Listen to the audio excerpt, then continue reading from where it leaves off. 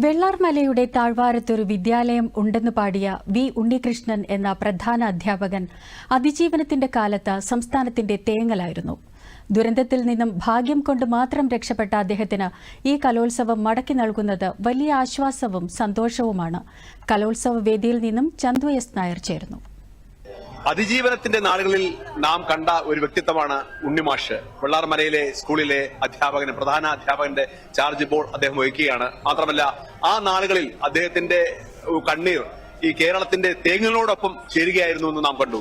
ഇപ്പോൾ അദ്ദേഹം വളരെ സംതൃപ്തനാണ്. കാരണം അത് കഴിഞ്ഞ് കുട്ടികളെ കൊണ്ടുവന്ന യുവജനോത്സവത്തിലെ അതിജീവനത്തിന്റെ കഥ പറയുവാനും അവരുടെ കൊണ്ട് ആ ഉദ്ഘാടന ദിവസം തന്നെ ഒരു ഡാൻസ് അവതരിപ്പിക്കുവാനും കഴിഞ്ഞിരിക്കുന്നു. നമുക്ക് അദ്ദേഹത്തിന് ചോദിക്കാം, എങ്ങനെ കാണുന്നു ഇന്നത്തെ ഈ ദിവസം?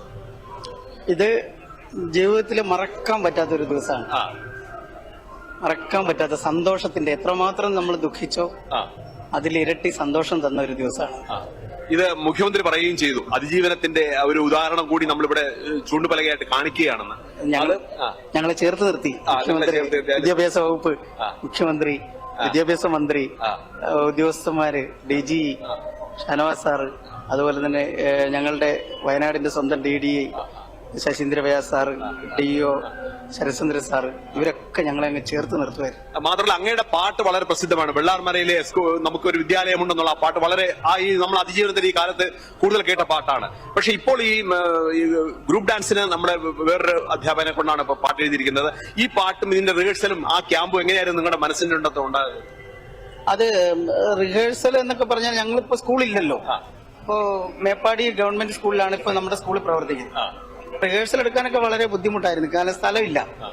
അപ്പൊ പിന്നെ ചുറ്റുവട്ടത്തുള്ള ഓഡിറ്റോറിയങ്ങളും അതുപോലെ തന്നെ മദ്രസ ഹാളുകളും ഒക്കെ ഞങ്ങൾ ചോദിക്കുകയും അവര് വളരെ സന്തോഷത്തോടെ ഞങ്ങൾക്ക് വിട്ടുതരികയൊക്കെ ചെയ്യും.